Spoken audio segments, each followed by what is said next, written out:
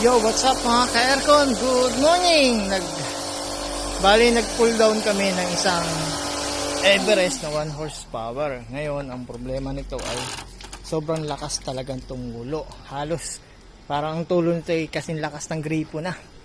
Ayan, ngayon, sabi ko, sinadjust ko kay sir is pull down namin kasi 100% na barado na talaga ang secondary drain nito.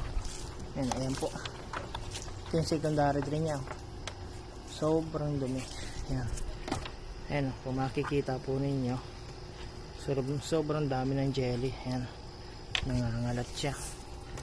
Ayan po. Ayan, ito yung secondary drain, basang basa.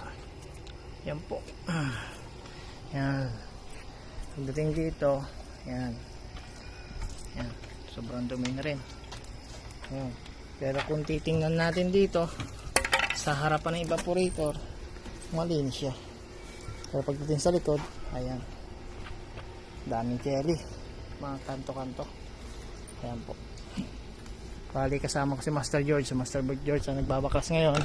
Si Master Ong ay siya naglilinis ng mga cover. Ayan.